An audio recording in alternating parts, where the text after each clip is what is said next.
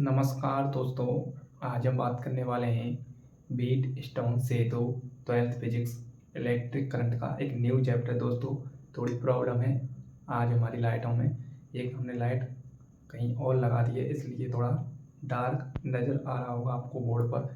इसलिए आपको मैं बताने जा रहा हूँ बीट स्टोन सेतु, इंग्लिश में बोलते हैं बीट स्टोन ब्रिज। ओके दोस्तों, ये कुछ 4 प्रतिरोधों की एक व्यवस्था होती है जो कि बोर्ड पर आपको नज़र आ रहा होगा। ठीक है, और दिवाली का माहौल है और सभी को मेरी तरफ से हैप्पी दिवाली। तो मैं कुछ समझाना चाहता हूँ बीट स्टोन सेतु के बारे में।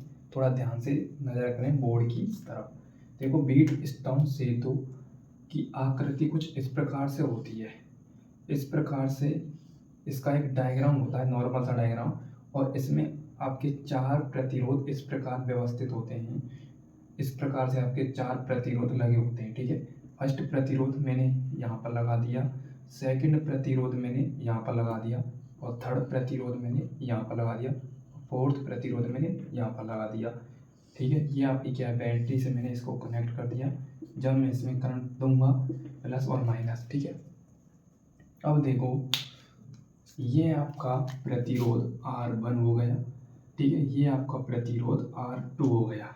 ठीक है, अब देखो ध्यान से, ये आपका प्रतिरोध R3 हो गया, ये आपका प्रतिरोध R4 हो गया। कोई दिक्कत नहीं होनी चाहिए। ठीक है, अब देखो मैं यहाँ से प्लस, यानी हमेशा डायरेक्शन करंट की पॉजिटिव से नेगेटिव की तरफ होती है। तो डायरेक्शन मेरा तो करंट यहाँ से प्रवाहित होगा, यहाँ से इस प्रकार से प्रवाहित होकर यहाँ पर भी जाएगा, तो इस प्रकार से इसकी डायरेक्शन होगी। अब देखो ये इस वायर में से इस बीट स्टोन सेतु यानी 4 प्रतिरोधों में मुझे डिवाइड करना होगा करंट।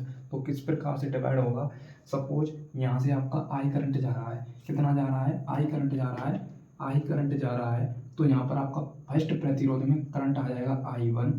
ठीक है, क्या आ जाएगा I1, इसलिए मैं इसको डार्क मार्कर से रिप्रेजेंट कर रहा हूँ। ये आपका I1 हो गया और ये आपका क्या हो गया, I2 हो गया। ठीक है, अब हम इसको कनेक्ट करेंगे I1 और I2 को, तो बराबर में आपका क्या आ रहा है, I आ रहा है। जब मैं इसको जोड़ूंगा तो I, मेरा मतलब I आपका करंट दो भागों में डिवाइड हो गया, I1 में और I2 को। यदि मुझे I बनाना है तो I प्लस में I2 बराबर में I होगा। सिंपल सी बात है। अब देखो ये आपका इससे भी एक प्रतिरोध मैंने कनेक्ट कर दिया थोड़ी देर के लिए। वैसे यहाँ पर आपका इसमें गैल्वेनोमीटर होता है। ठीक है, धारा का मापन करने के लिए। ठीक है, अब देखो ये आपका आई करंट इसमें भी जाएगा, इस वायर में भी जाएगा, इस प्रतिरोध में भी जाएगा और इसमें भी जाएगा। सपोज यहाँ पर आपका 10 एम्पियर करंट जा रहा है, 5 एम्पियर मेरा मतलब 7 एम्पियर यहाँ पर जा रहा है, और 6 मेरा मतलब रह बचा आपका 3 एम्पियर यहाँ पर जा रहा है। तो 7 माइनस 3 कितना करेंगे, कितना बचा आपका 4 एम्पियर, इसलिए 7 एम्पियर यहाँ पर चले जाएगा और 3 एम्पियर यहाँ पर चले जाएगा। तो सपोज मैं कह सकता हूँ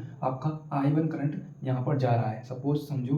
तो ये हो गया आपका, मैं कहता हूँ इसको I3 करंट मान लेता हूँ। क्या मान लेता हूँ, I3। ठीक है, कोई दिक्कत। अब मैं इसको यहाँ पर लिखूंगा तो ये हो जाएगा I1 माइनस का I3। कितना हो जाएगा, I1 माइनस का I3। ठीक है, कोई दिक्कत नहीं होनी चाहिए। ठीक है, ओके, मैंने इसको डिवाइड किया गया है I1 माइनस का I3। ठीक है, अब ये हो गया आपका R3 प्रतिरोध पर करंट I1 माइनस का I3। ठीक है, कोई दिक्कत नहीं होनी चाहिए। ठीक है, अब देखो ध्यान से, आपका करंट यहाँ पर भी जाएगा, यहाँ से ये दोनों कनेक्ट होंगे बाहर, तो यहाँ पर आ जाएगा I3 और I2। तो ये हो जाएगा आपका दोनों जुड़ के I2 प्लस का I3। कितना हो जाएगा, I2 प्लस का I3। ठीक है, कोई दिक्कत नहीं होनी चाहिए।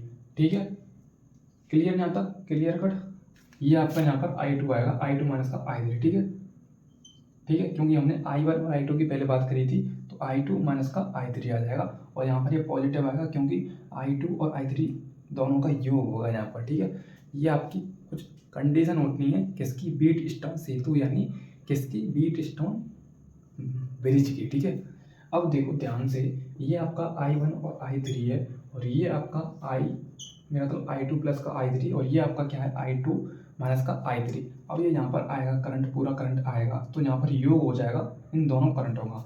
तो योग करेंगे तो I2 माइनस का I3 प्लस में योग करेंगे इसका भी, तो I2 प्लस में I3। ठीक है, क्या हो गया, एक मिनट, एक मिनट, हम कुछ गलती तो नहीं कर रहे हैं? एक मिनट,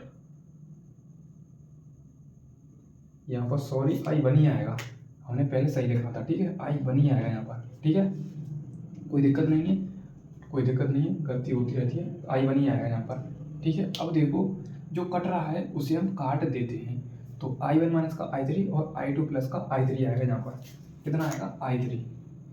एक मिनट, आपको दिख रहा होगा, यहाँ पर मैं लिख देता हूँ I1 माइनस का I3 योग हो जाएगा इसका भी और इसका भी, और I2 प्लस का I3 से I3 कैंसिल, ठीक है, बच्चा आपका I1 प्लस का I2 बराबर में किसके योग के बराबर हो जाएगा? I के बराबर। मैंने पहले बताया था I1 प्लस में I2 बराबर में I है, क्योंकि I करंट आपका दो भागों में डिवाइड हुआ था, I1 प्लस में I2, तो I1 प्लस में I2 बराबर में I, इसलिए ये आपका ब्रिज संतुलित है। क्या है? संतुलित है। हम बोल सकते हैं ये संतुलित है आपका ब्रिज। क्या है? ब्रिज आपका संतुलित है, क्योंकि आई करंट ही हमें मिल रही है, तो यहाँ पर इस वायर में भी आपकी करंट आई आएगी, डायरेक्शन इधर से जा रहा है करंट, तो इधर डायरेक्शन होगी नीचे की साइड में, इसलिए डायरेक्शन कुछ इस प्रकार से होगी, ठीक है। एक मिनट, मैंने कुछ ज़्यादा तनाव बना दिया डायरेक्शन के लिए, तो हल्का सा रिप्रेजेंट करते हैं, इस प्रकार से डायरेक्शन होगी, ठीक है। यहाँ से करंट आएगा तो डायरेक्शन कुछ इस प्रकार की होगी, ठीक है। इसका मुंह, पहना मुंह नीचे होगा, यहाँ से जा रही है तो इसका मुंह ऊपर होगा, इसलिए I1 प्लस में I2 बराबर में यहाँ पर I है, और यहाँ पर भी हमने I करंट को दो भागों में डिवाइड किया, I1 और प्लस में I2 क्या था आपका I करंट, ठीक है। दोस्तों ये डेमो क्लास है आपकी, ये क्या है आपकी डेमो क्लास है। क्या है? डेमो क्लास है। जब आप हमारी दूसरी लाइट फिक्स हो जाएगी तब मैं आपको बिल्कुल डिट्टो तरीका से आपके माइंड में छाप दूंगा। इसका एक डेरिवेशन है। डेरिवेशन क्या है आपने पढ़ा होगा अक्सर, मैं इसको नाम दे देता हूँ PQRS। सपोज आपका इस प्रतिरोध पर 4 प्रतिरोध है, यहाँ पर आपका 4 प्रतिरोध है, यहाँ पर आपका 2 प्रतिरोध है। सपोज यहाँ पर आपका 2 प्रतिरोध है, यहाँ पर आपका 3 प्रतिरोध है, यहाँ पर आपका 4 प्रतिरोध है, यहाँ पर आपका 6 प्रतिरोध है। अब ये संतुलित है कि नहीं है ब्रिज, हमें इससे देखना है। तो देखते हैं, कंडीशन ऐसी होती है जैसे आपका P के नीचे Q आएगा, बराबर में R के नीचे S आएगा, R के नीचे S आएगा, R के नीचे क्या आ जाएगा? S, ठीक है। ये कंडीशन हम आगे क्लास में बताएंगे। P की वैल्यू कितनी है आपकी? 2 प्रतिरोध, और Q की, R की वैल्यू कितनी है आपकी? कितनी है? R की वैल्यू कितनी हमने कितनी ली थी? R की वैल्यू आपकी 3 मान लेता हूँ मैं, ठीक है। Q की वैल्यू 3, ठीक है, और R की वैल्यू में मान लेता हूँ 4, और S की वैल्यू में मान लेता हूँ 6, ठीक है। अब देखो हमें इसके बराबर ये वैल्यू लानी है, तो कट रही है, 2 से कट रही है, तो बराबर में आपका 2/3 आ गया, ठीक है। ये नहीं कट रही है तो 2/3 बराबर में 2/3, इसलिए ये वैल्यू बराबर में आ गई, तो हमारा ये ब्रिज संतुलित है, ठीक है। आगे हम डेरिवेशन भी कराएंगे और आपको न्यूमेरिकल भी समझाएंगे। ये आपकी हमने डेमो क्लास लगा दी है कि व्हीट स्टोन सेतु यानी व्हीट स्टोन ब्रिज क्या होता है, इसमें भी आप नाम लिख सकते हैं।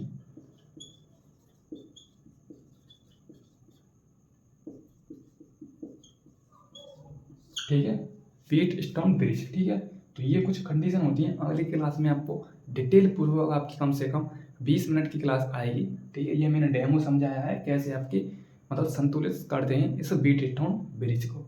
दोस्तों क्लास कैसी लगी? क्लास अच्छी लगी हो, ये तो मैं वैसे ही आ गया, आपको मतलब दिख रहा होगा, मतलब चेहरा उससे पता चल रहा होगा, और लाइट भी कम है इसलिए फेस्टिवल का माहौल है, तो इसके लिए एक लाइक कर दीजिएगा, और आपके मन चाह जहाँ पर दोस्तों के लिए शेयर कीजिएगा इस क्लास को, क्योंकि 2025 बोर्ड में 100% मीटर सेतु से भी आता है। अब मीटर सेतु का मेरा मतलब मीटर सेतु का भी हमें फॉर्मूला निकलवाएंगे।